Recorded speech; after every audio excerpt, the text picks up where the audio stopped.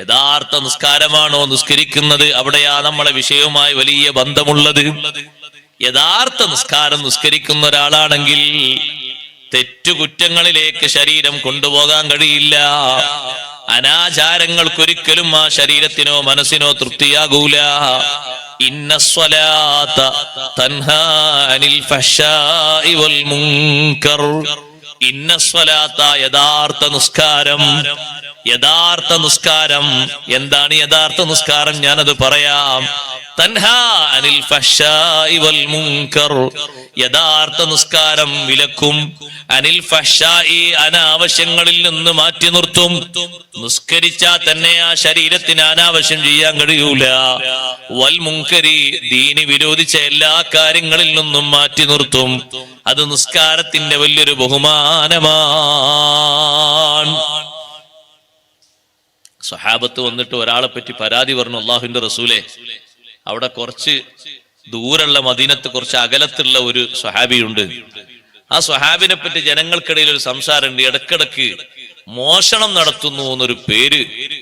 അങ്ങനെ ആരും കണ്ട ഒരു തെളിവൊന്നുമില്ല, അങ്ങനെ ആളുകൾ ഇങ്ങനെ പറയുന്നൊരു വിഷയമുണ്ട്. അപ്പൊ നബി സല്ലല്ലാഹു അലൈഹി വസല്ലം ചോദിച്ചു, അലൈസ ഹുവ യുസല്ലി, നിസ്കരിക്കുന്ന ആളല്ലയോ എന്ന് ചോദിച്ചു. നിസ്കരിക്കുന്ന ആളാന്ന് പറഞ്ഞു.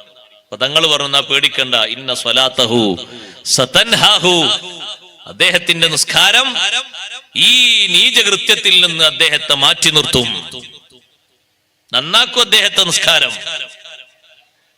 കുറച്ചുകൂടി കഴിഞ്ഞപ്പോ സ്വഹാബത്ത് അന്വേഷിച്ചു നേരത്തെ അഭിപ്രായം കിട്ടിയ ആളെ പറ്റിയിട്ട്. അപ്പൊ ആളുകൾ പറഞ്ഞു, ഇപ്പൊ അങ്ങനത്തെ പ്രശ്നമൊന്നുമില്ല, ആള് നല്ല തഖ്വയിലും ഇഖ്ലാസിലും നടക്കുന്ന ആളാണ്, ഇപ്പൊ അങ്ങനത്തെ ഒരു ദുസ്വഭാവം കേൾക്കാറന്നല്ല.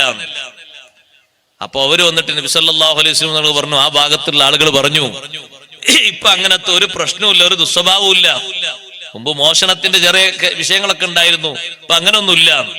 അപ്പൊ തങ്ങൾ പറഞ്ഞു, അലം അഖുല്ലക്കും ഇന്ന സ്വലാത്തഹു സതൻഹാഹു, ഞാൻ നിങ്ങളോട് പറഞ്ഞിട്ടില്ലേ അദ്ദേഹത്തിന്റെ നിസ്കാരം ഈ കുറ്റകൃത്യത്തിൽ നിന്ന് അദ്ദേഹത്തെ തടഞ്ഞു നിർത്തും. കുറ്റം ചെയ്യാൻ സാധിക്കാത്ത രീതിയിലുള്ള നിസ്കാരം, അത് സാധാ നിസ്കാരമായാൽ പോരാ. അതിനാണ് ഇന്ന സ്വലാത്ത എന്നുള്ള ഇനി യഥാർത്ഥ നിസ്കാരം എന്ന അർത്ഥം വെച്ചത്. യഥാർത്ഥ നിസ്കാരമാകണമെങ്കിൽ ആ നിസ്കാരത്തിൽ 2-3 കാര്യങ്ങൾ ചേർന്നിരിക്കണം. ഒന്ന്, ആ നിസ്കാരത്തിൽ പ്രധാനമായും ഇഖ്ലാസ് വേണം. അള്ളാഹു നമ്മുടെ നിസ്കാരത്തിലൊക്കെ ഇഖ്ലാസ് ഏറ്റിത്തരട്ടെ.